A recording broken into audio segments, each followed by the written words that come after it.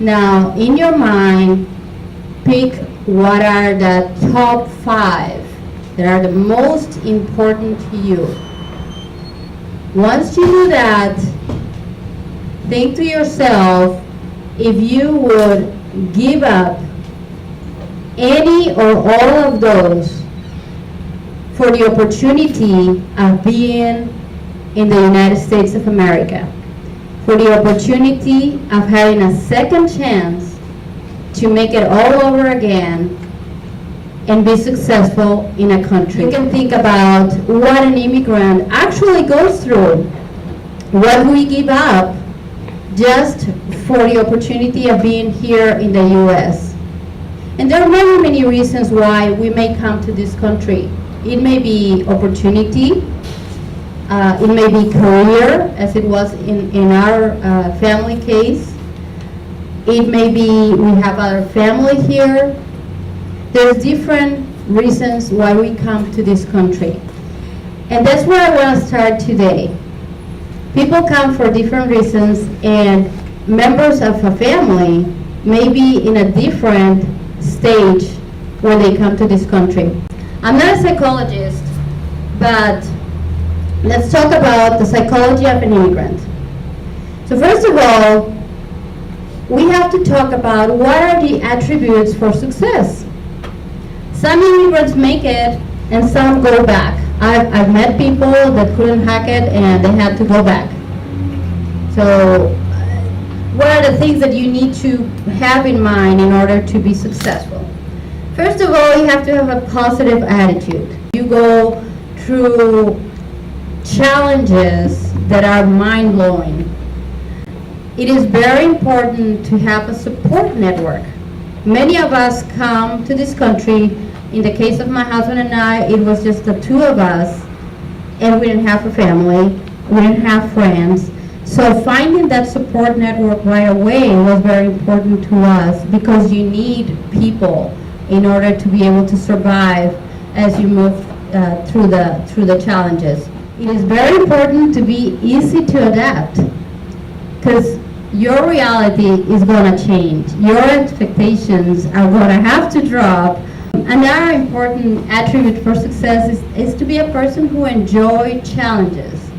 The road is full of obstacles and challenges, and you're going to have to be able to go and surmount all of that and figure it out. Immigrants have psychological profiles. And again, I'm not a psychologist. I made it all up as I was going.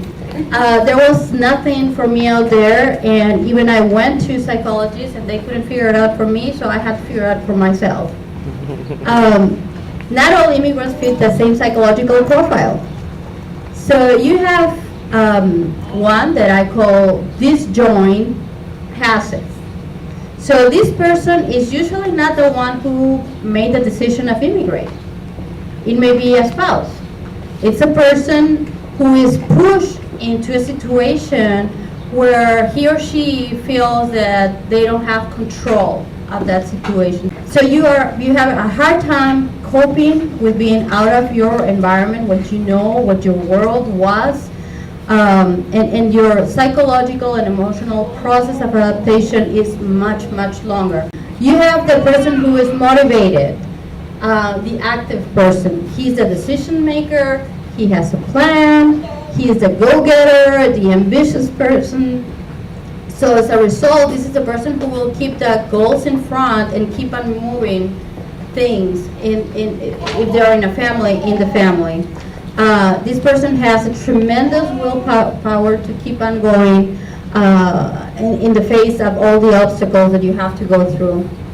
And then you have the people that live in places like Miami and even Texas, California. Many of them are persons that I call in-transit shifters. They have business here and business back in the country. They have political interest back in the country. They still read the news from back in the country maybe every day. So this person will be jumping between the two worlds and will never really commit to one of them and will never really be able to adapt because cannot make up their mind to live in one of the two worlds. And now with technology and with traveling being easier, I feel that there's going to be more people like that that are not really committing. Now, the profiles can change within time. The profiles depend on your level of buying into the idea of immigrating. But in time, if you're a disjoint or a passive as I was, and you feel that you're starting to have some success, your level of buying in to immigrating may go up and you may become motivated.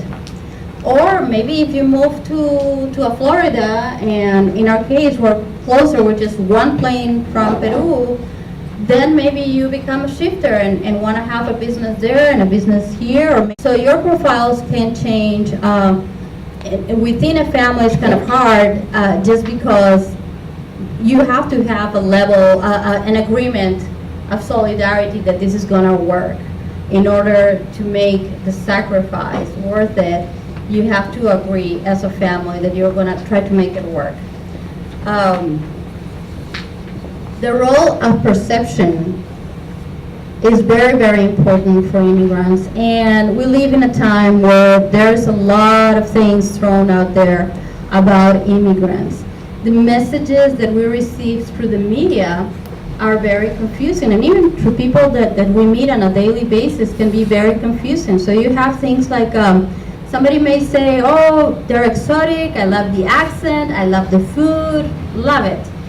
On the other spectrum, oh, they're ignorant, they're dumb, they cannot understand English, and lately, quite frankly, terrorist is a label that has been put in on immigrants. Some people may say cheap labor, other people say they take our jobs. Some people may feel respect and admiration for people like us who come to this country with nothing and make it. But some people may have fear and envy. I have had people comment, oh, I don't know how you make it. How do you live in this house? You must be doing something illegal. You know, that's the first thing that comes to mind to them. They cannot think that I have a job and I do it the correct way. They may say they come for the opportunities and they're gonna help our country. Some others may say they come for the handouts and they're destroying our economy because they're just filling out our hospitals and our educational system. Some people may say they create business, which we're going to be talking about that later. Some others may say they create problems. So the messages are very ambiguous, and we receive all these messages and we try to process what's going on here. Do they like us or not? I'm not very sure about this.